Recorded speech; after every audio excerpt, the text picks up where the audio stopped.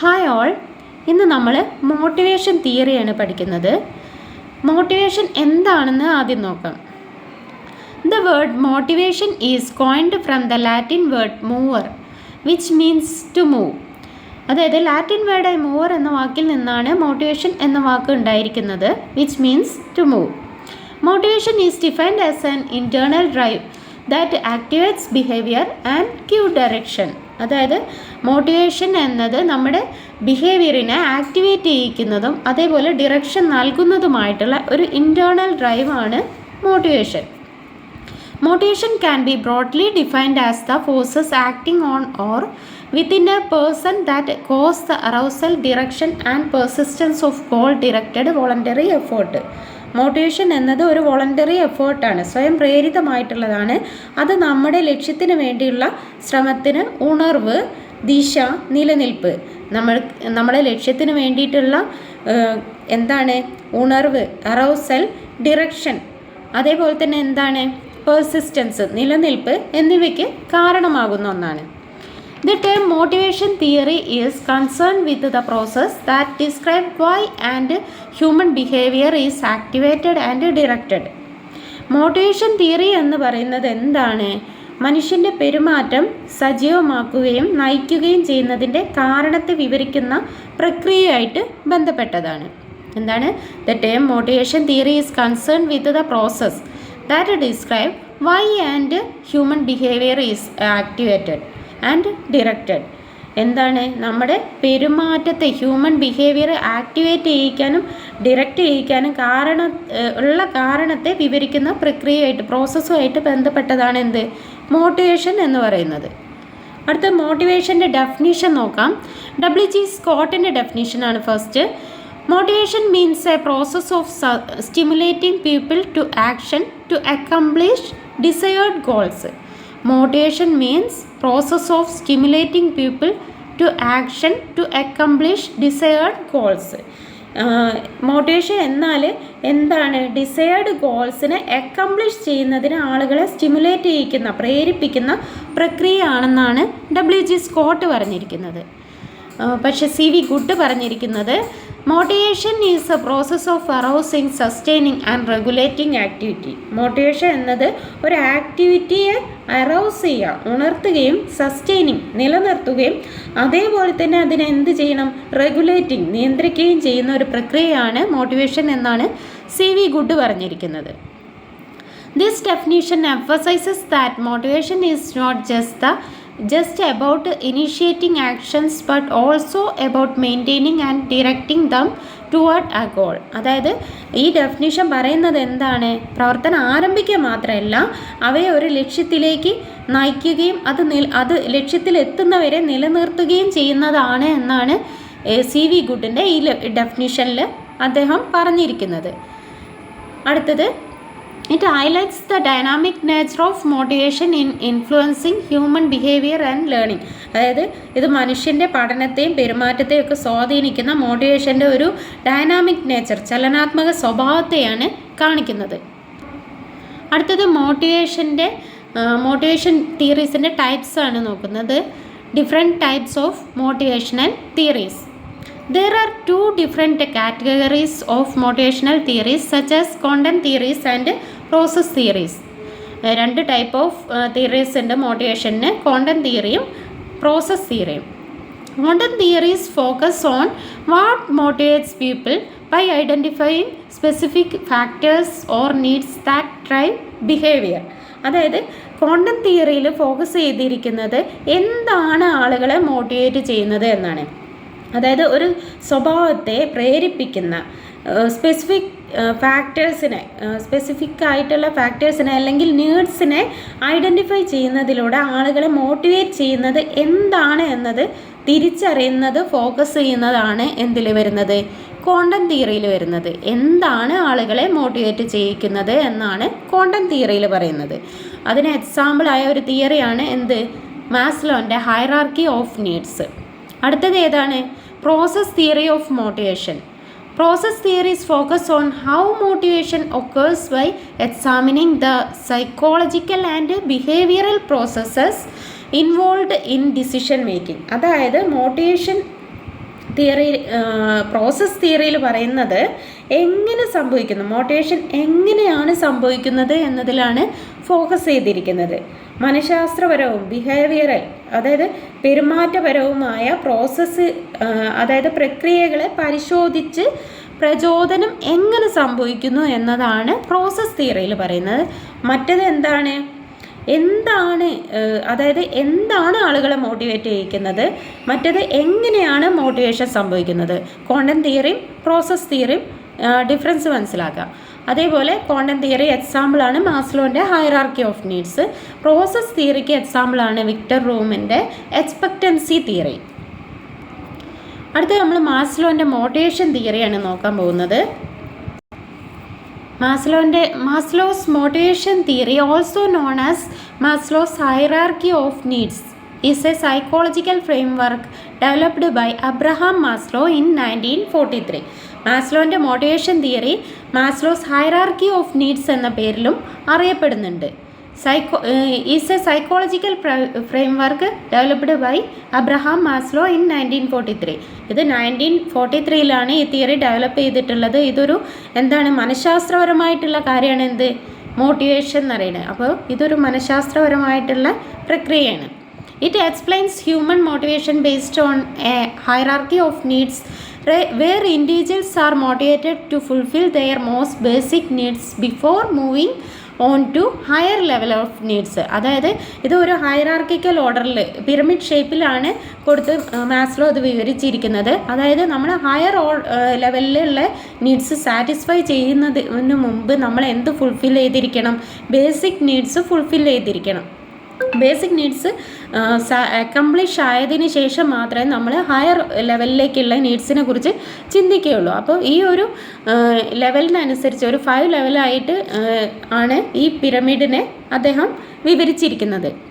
ഈ മനുഷ്യൻ്റെ നീഡ്സിനെ ഒരു 5 ലെവൽസിൽ കൊടുത്ത് ഒരു പിരമിഡ് ഷേപ്പിൽ കൊടുത്താണ് Maslow വിവരിച്ചിരിക്കുന്നത്. The hierarchy is often depicted as a pyramid with 5 levels, later expanded to include additional needs. പിന്നീട് ഇത് എക്സ്പാൻഡ് ചെയ്ത് കുറച്ച് അഡീഷണൽ നീഡ്സും അതിലേക്ക് കൂട്ടിച്ചേർത്തിട്ടുണ്ട് അദ്ദേഹം. ആദ്യം 5 ലെവൽസിലാണ് മെയിനായിട്ട് അദ്ദേഹം എക്സ്പ്ലെയിൻ ചെയ്തിട്ടുള്ളത്. പിന്നീട് ഒരു 3 നീഡ്സ് കൂടി ഇതിലേക്ക് ആഡ് ചെയ്തിട്ടുണ്ട്. അടുത്ത 5 levels of Maslow's hierarchy of needs. ഈ 5 ലെവൽസ് ഏതൊക്കെയാണെന്ന് നോക്കാം. ഫസ്റ്റ് വരുന്നത് ഫിസിയോളജിക്കൽ നീഡ്സ് ആണ്. ഫിസിയോളജിക്കൽ നീഡ്സ് അല്ലെങ്കിൽ ബേസിക് നീഡ്സ്. ഫിസിയോളജിക്കൽ നീഡ്സിലാണ് these are essential for survival and include food, water, shelter, sleep and other bodily needs. അതായത് നമ്മുടെ ജീവന് വേണ്ട, സർവൈവലിന് വേണ്ട നീഡ്സാണ് ഫിസിയോളജിക്കൽ നീഡ്സിൽ വരുന്നത്. അതിന് ഉദാഹരണമാണ് ഫുഡ്, വാട്ടർ, ഷെൽട്ടർ, സ്ലീപ്പ് എല്ലാം നമ്മുടെ ഫിസിയോളജിക്കൽ നീഡ്സിൽ പെടുന്നതാണ്. If these needs are unmet they become the primary focus of a person's motivation. ഇത് നമ്മൾ നമുക്ക് ഇത് ഫുൾഫിൽ ആയിട്ടില്ലെങ്കിൽ നമ്മൾ എന്തിലാണ് ഫോക്കസ് ചെയ്യുക, നമ്മുടെ ഫിസിയോളജിക്കൽ നീഡ്സ് സാറ്റിസ്ഫൈ ചെയ്യാനായിരിക്കും നമ്മൾ ഫോക്കസ് ചെയ്യുക. അപ്പോൾ നമ്മുടെ ബേസിക് നീഡ്സ് അല്ലെങ്കിൽ ഫിസിയോളജിക്കൽ നീഡ്സ് ഏതൊക്കെയാണ്? Food, water, shelter, sleep. നമ്മൾ സർവൈവലിന് വേണ്ടി, ജീവിക്കാനുള്ള സർവൈവലിന് വേണ്ടിയുള്ള നീഡ്സാണ് ഫിസിയോളജിക്കൽ നീഡ്സിൽ വരുന്നത്. അടുത്ത ലെവലിലേക്ക് പോകുമ്പോൾ എന്തായി? ഫിസിയോളജിക്കൽ നീഡ്സ് സാറ്റിസ്ഫൈ ആയിക്കഴിഞ്ഞാൽ അടുത്തത് നമ്മൾ ചിന്തിക്കുക സേഫ്റ്റി നീഡ്സിനെ കുറിച്ചാണ്. ഇതും ബേസിക് നീഡ്സ് തന്നെയാണ്. Once physiological needs are satisfied, individual seek security and safety include physical safety, financial stability, health and protection from harm. അതായത് നമ്മൾ ഫിസിയോളജിക്കൽ നീഡ്സ് സാറ്റിസ്ഫൈ ആയിക്കഴിഞ്ഞാൽ ഇൻഡിവിജ്വൽസ് എന്താണ് നോക്കുക? Security and safety. നമ്മുടെ ഇതിൽ ഇൻക്ലൂഡ് ചെയ്യുന്ന ഏതൊക്കെയാണ്? ഫിസിക്കൽ സേഫ്റ്റി, ഫിനാൻഷ്യൽ സ്റ്റെബിലിറ്റി, നമ്മുടെ job, health and protection from harm. നമുക്ക് എന്ത് വേണം? ഷെൽട്ടറൊക്കെ വേണം അല്ലേ? നമുക്ക് നല്ലൊരു വീട് വേണം, അങ്ങനത്തെയൊക്കെ ഒരു ചിന്ത ഉണ്ടാവില്ലേ? അപ്പോൾ സേഫ്റ്റി നീഡ്സാണ് സെക്കൻഡ് ലെവലിൽ വരുന്നത്. മൂന്നാമത്തെ ലെവലിലേക്ക് പോകുമ്പം സേഫ്റ്റി നീഡ്സ് ഫുൾഫിൽ ചെയ്ത് കഴിഞ്ഞാൽ മനുഷ്യൻ ലവ് ആൻഡ് ബിലോങ്ങിങ് നീഡ്സാണ് അടുത്ത ലെവലിലേക്ക് പോകുമ്പോൾ വരിക. ഫിസിയോളജിക്കൽ സൈക്കോളജിക്കൽ നീഡ്സിലാണ് ഇത് വരുന്നത്.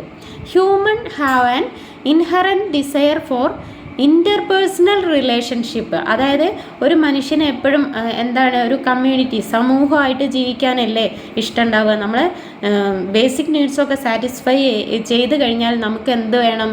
ലവ് ആൻഡ് ബിലോങ്ങിങ് നീഡ്സ് വേണം. ഇവിടെ എന്താണ്? Interpersonal relationship, love and sense of belonging, include friendship, family, intimacy and community. നമുക്ക് സൗഹൃദങ്ങൾ വേണം, കുടുംബ ബന്ധം വേണം, നമുക്ക് സേഫ്റ്റി നീഡ്സ് ഫുൾഫിൽ ചെയ്ത് കഴിഞ്ഞാൽ അല്ലേ. അപ്പോൾ അടുത്ത ലെവലിൽ വന്നത് എന്താണ്? Love and belonging needs. അപ്പോൾ ഇതും ഫുൾഫിൽ ചെയ്ത് കഴിഞ്ഞാൽ അടുത്തത് വരുന്നത് ഏതാ? നാലാമത്തത് എസ്റ്റീം നീഡ്സ്. ഇതും സൈക്കോളജിക്കൽ നീഡ്സ് തന്നെയാണ്.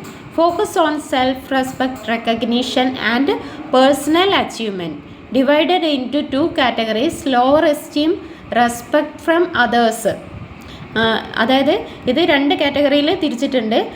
ലോവർ എസ്റ്റീമിൽ വിടുന്നതാണ് റെസ്പെക്ട് ഫ്രം അതേഴ്സ്, അതായത് സ്റ്റാറ്റസ് റെക്കഗ്നിഷൻ. ഹയർ എസ്റ്റീമിലാണ് സെൽഫ് എസ്റ്റീം, അതിൽ വരുന്നതാണ് കോൺഫിഡൻസ്, ഇൻഡിപെൻഡൻസ്.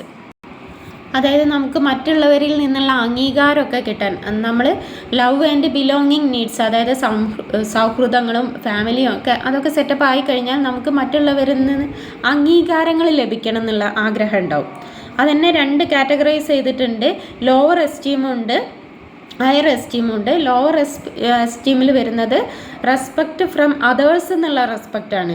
സ്റ്റാറ്റസ് റെക്കഗ്നിഷൻ ഒക്കെ അതിൽ പെടും.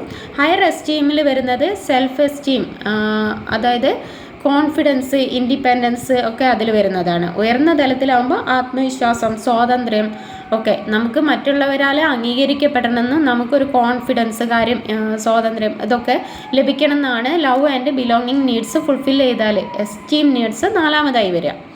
അടുത്തത് 5ാമത്തെ ഹയർ ലെവൽ ഓഫ് തിങ്കിങ് ആണ്. എന്ത്? ഹയർ ലെവൽ ഓഫ് നീഡാണ് എന്ത്? സെൽഫ് ആക്ച്വലൈസേഷൻ, അതായത് സെൽഫ് ഫുൾഫിൽമെൻറ്റ് നീഡ്സ്.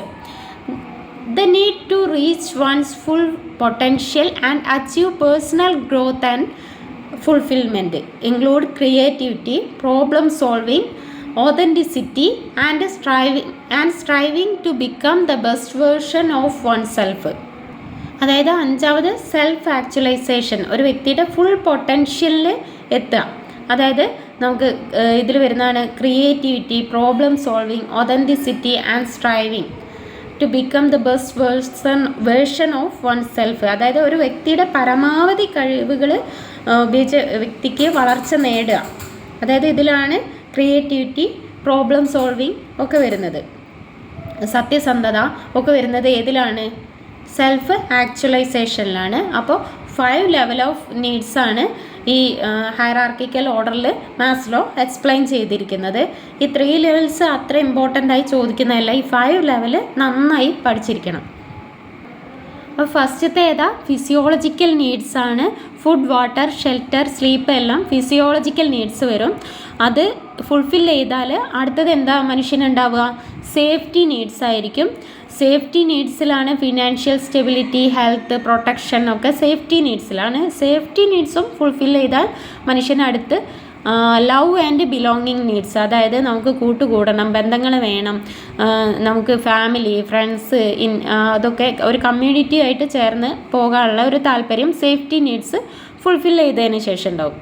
ഇത് 3ഉം ഫുൾഫിൽ ചെയ്ത് കഴിഞ്ഞാൽ മനുഷ്യൻ എന്താണ്?